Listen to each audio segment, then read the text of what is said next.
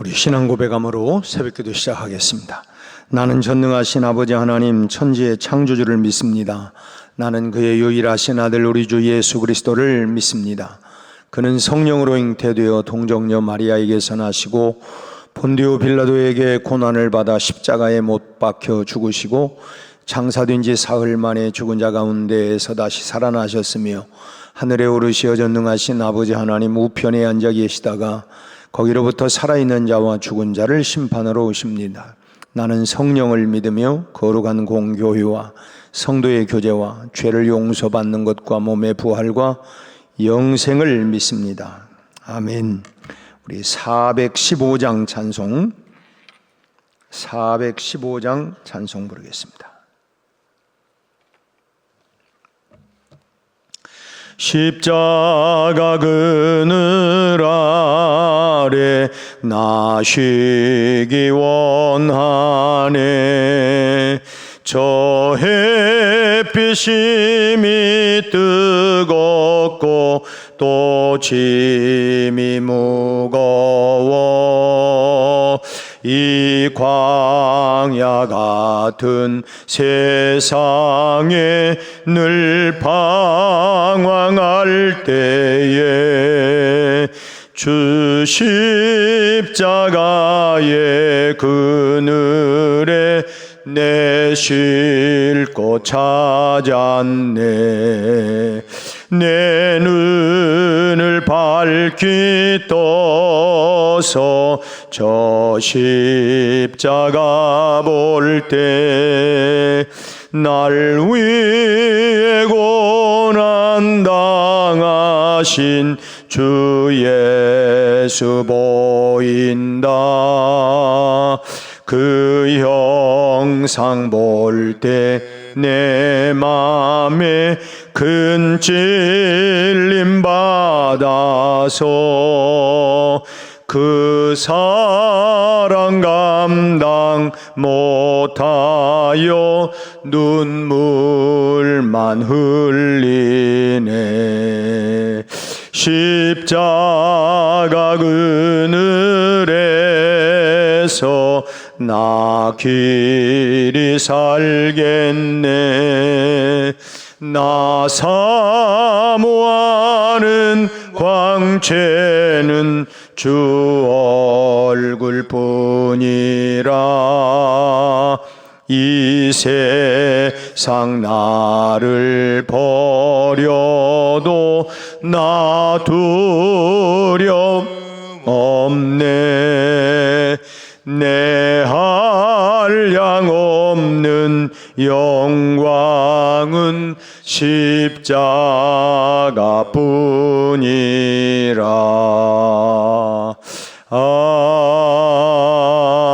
아멘. 우리 하나님 말씀 디모데전서 1장 9절부터 11절까지 말씀 보겠습니다. 디모데전서 1장 9절로 11절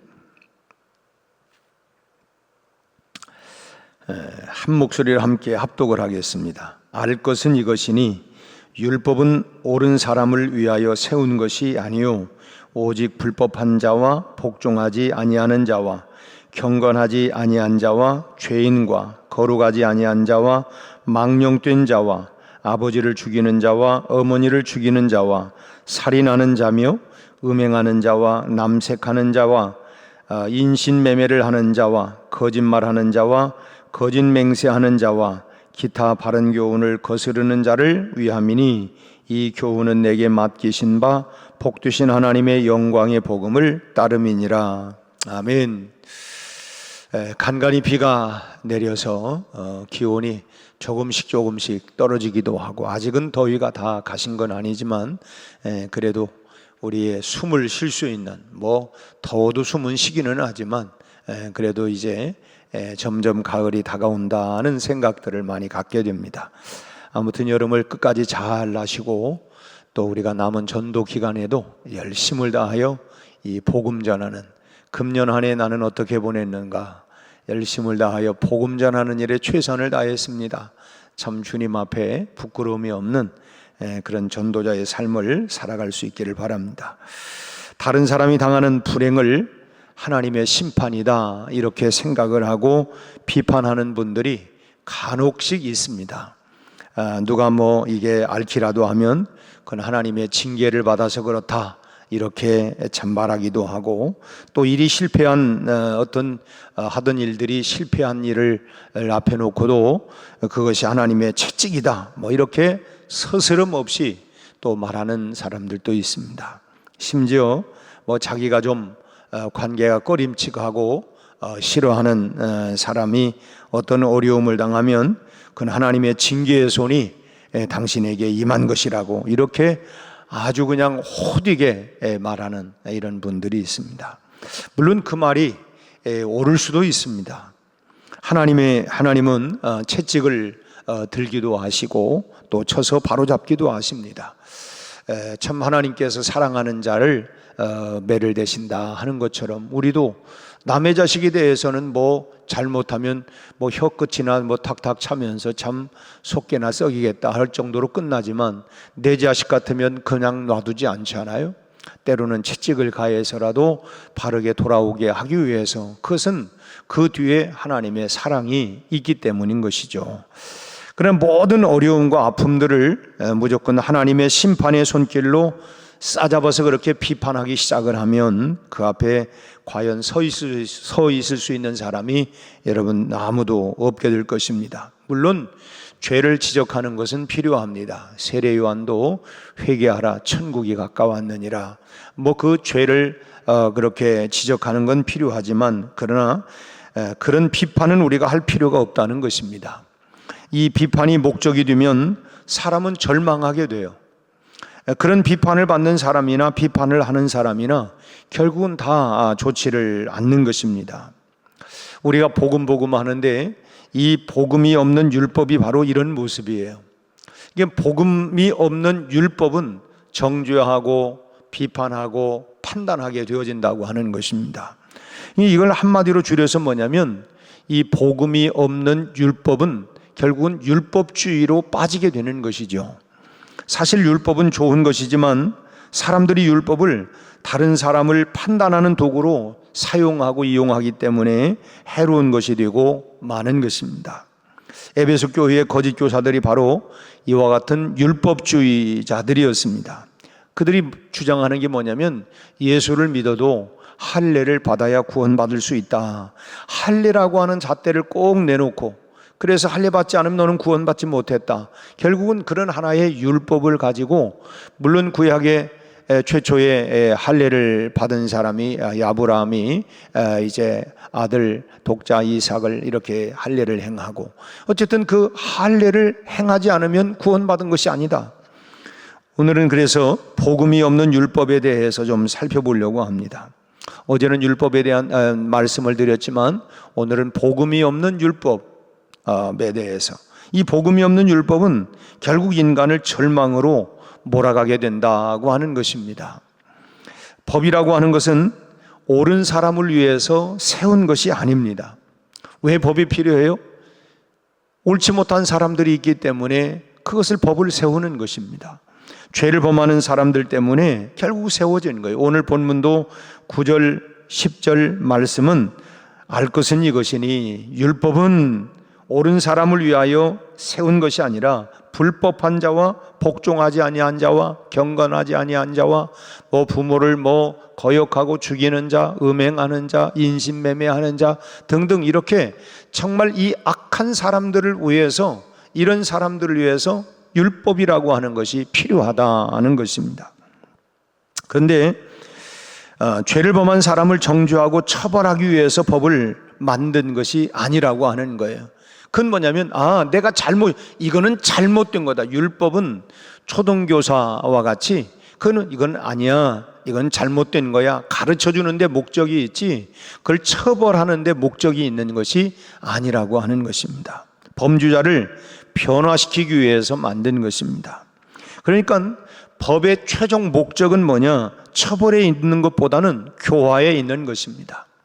우리나라에 감옥이 많이 있어요. 여러분, 감옥이 그냥 잘못한 사람을 물론 거기에 가둬둡니다.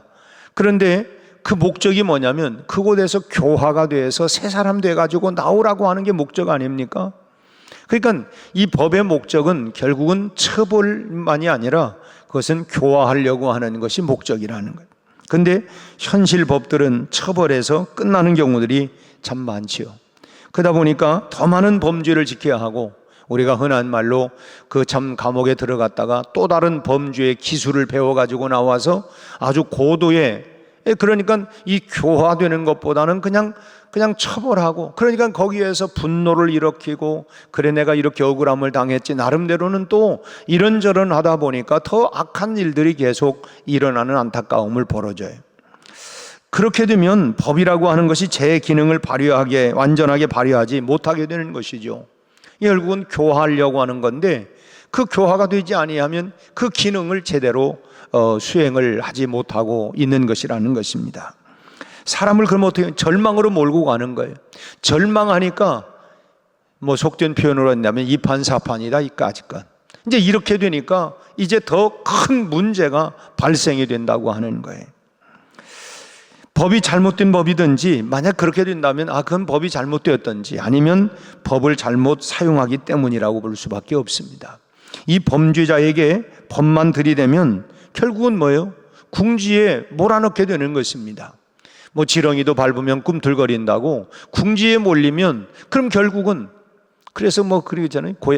쥐도 이 도망갈 구멍을 놔두고 몰아야 된다.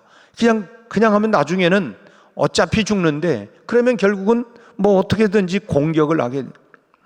이게 결국 율법만 강조하게 되어지면 결과는 이렇게 끝이 난다고 하는 것입니다.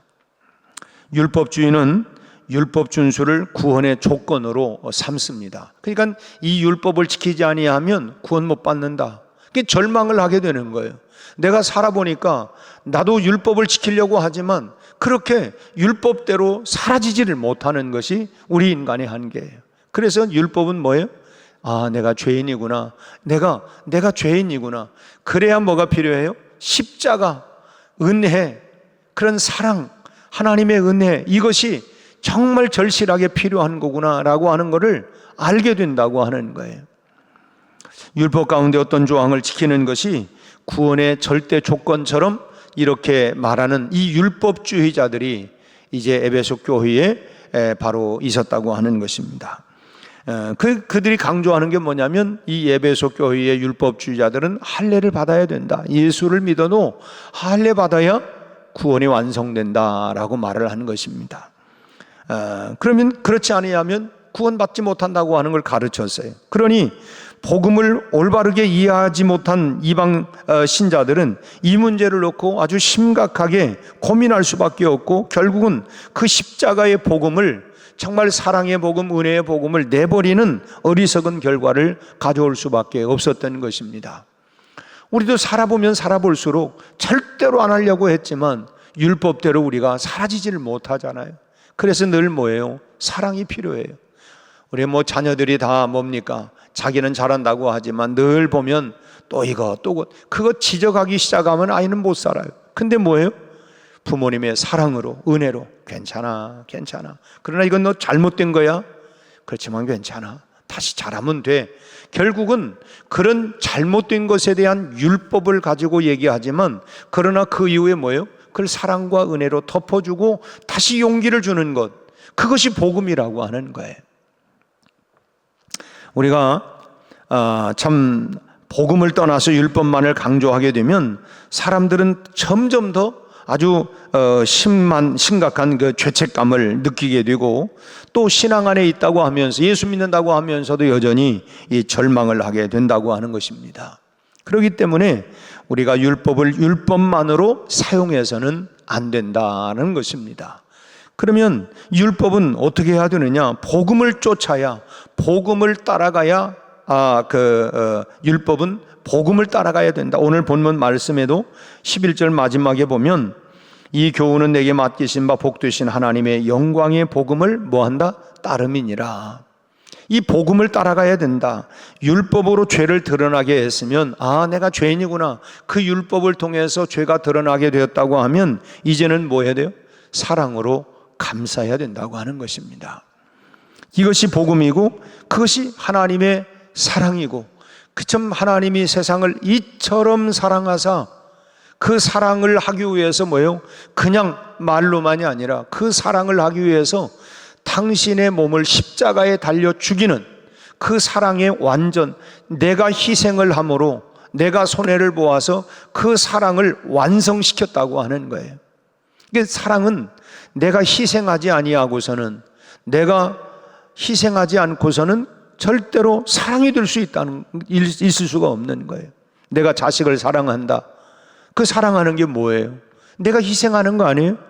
내가 희생하기 때문에 그 사랑이 우리 자녀들에게 흘러 들어가게 되는 것입니다.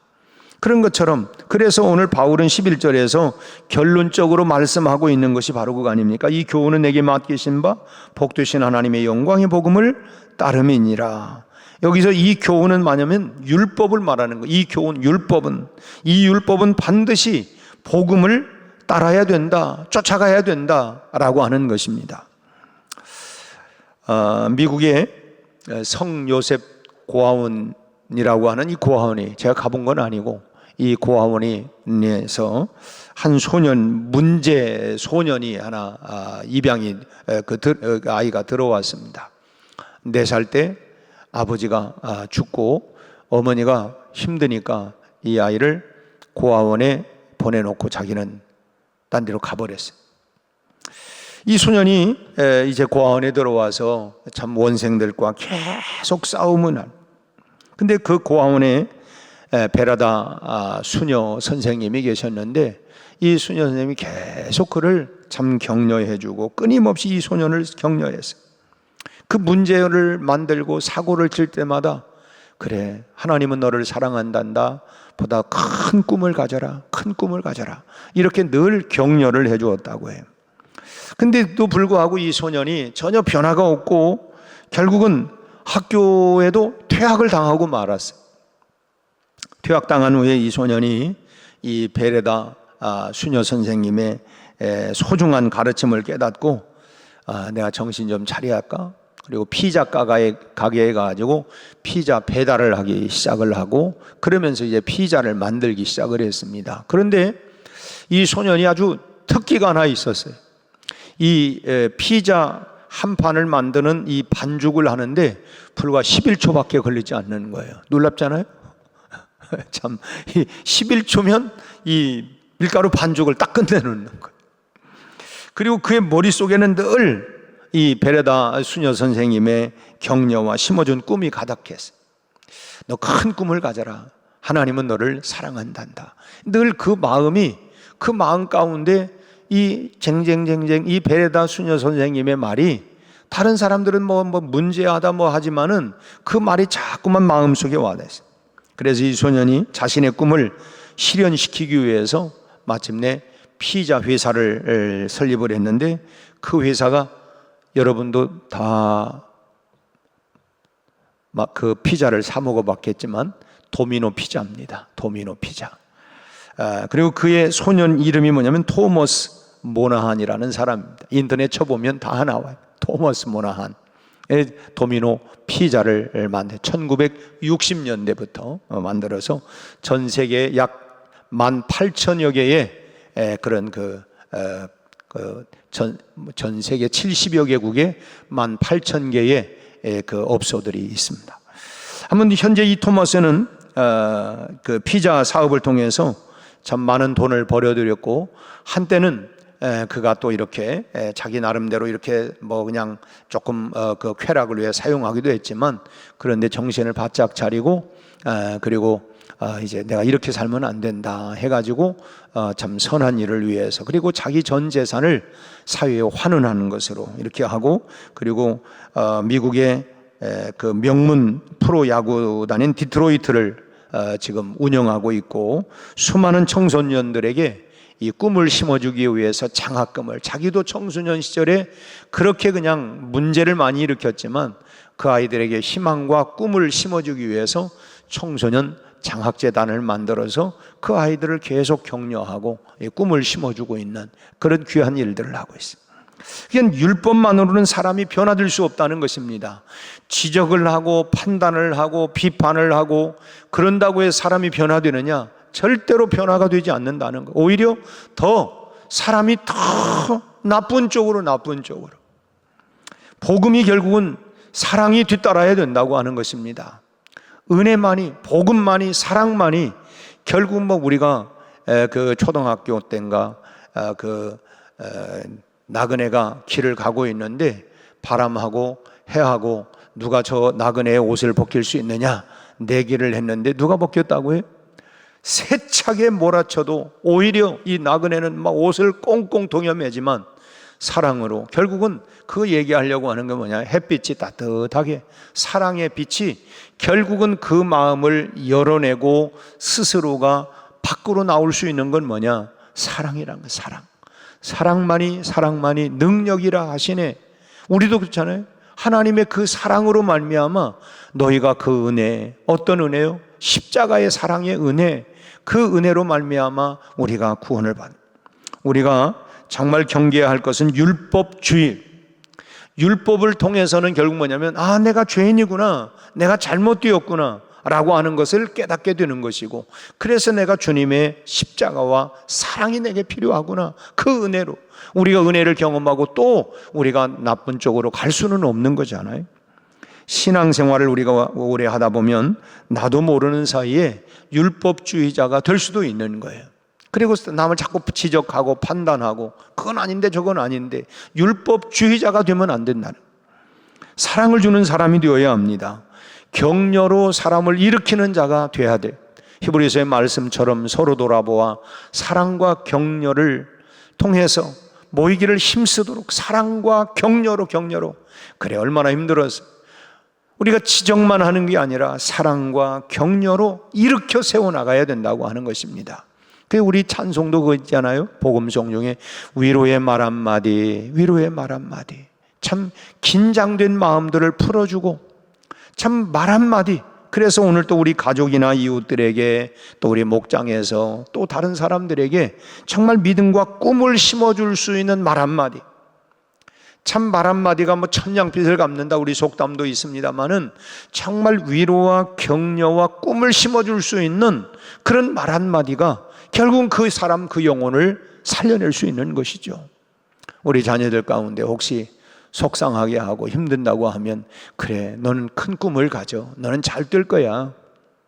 다 그런 과정에서 너는 하는 것마다 왜 사고 뭉치냐, 이렇게 자꾸 그 스스로를 절망시키고 낙심시키면, 그래, 나는 어차피 이판사판이다, 이렇게 된다고 하면 그 앞날이 어떻게 되겠어요? 그래서 뭐냐면 우리가 하나님의 사랑, 측량할 수 없는 은혜, 다 품어줄 수 있는 사랑과 은혜의 마음을 내게 하나님께서 부어주시도록, 하나님 오늘 또 좁디 좁은 정말 율법주의가 돼가지고 뭐 하나 내 눈에 거슬리는 것만 있으면 정죄하고 판단하고 비판했던 내 안에 참 사랑의 큰 넓은 마음을 주어서 내가 정말 격려하고 위로하고 그에게 꿈을 심어줄 수 있는 믿음의 언어, 참 이런 희망의 언어를 사용해서 나를 통하여 오늘 또 살아나고 일어나는 놀라운 역사가 일어나는 이 복된 하루가 되게 해 주옵소서. 우리가 그렇게 기도하고 오늘 또 다른 사람들에게 희망과 용기와 꿈과 믿음을 심어줄 수 있는 귀한 말 한마디, 축복의 언어가 오늘 여러분의 입에서부터 선포되고 나올 수 있게 되기를 주의 이름으로 축원합니다. 기도하겠습니다. 하나님 아버지, 오늘 우리가 율법을 통하여 내가 죄인 된 사실을 발견하게 하셨고, 그래서 내가 십자가 앞으로 엎드려 주님의 보혈로 십자가로 말미암아 구원받는 놀라운 은혜, 그 사랑을 감사드립니다. 우리 아버지 하나님은 끊임없이 오늘 또 우리를 향하여 내가 너를 사랑한다, 우리 하나님은 사랑이시어서 여전히 우리를 사랑하고 그 사랑에 매여 우리가 아버지 하나님 참으로 율법에 어긋난 삶을 살지 아니하고 그 사랑으로 그 은혜 가운데 아버지 하나님 복음적인 삶을 살아갈 수 있도록 역사하여 주옵시고, 우리 연약함을 아십니다. 주님, 우리에게 성령으로 은혜로 충만하게 하여 주셔서 우리 하나님 복음으로 누리며 살게 하여 주옵소서. 오늘 또 아버지 하나님, 우리가 정죄하고 판단하고 우리 아버지 하나님 비판하는 말이 아니라 우리가 격려하고 위로하고 축복하고 우리 하나님 소망과 비전을 꿈을 심어줄 수 있는 말 한마디를 통하여 우리의 가족들을, 이웃들을 살려낼 수 있는 생명의 언어, 복된 언어, 복음의 언어를 사용하고 선포하는 복된 입술들이 다 되게 하시고 그런 은혜, 그런 마음들을 우리에게 부어 주시옵소서. 예수님의 이름으로 기도하옵나이다. 아멘.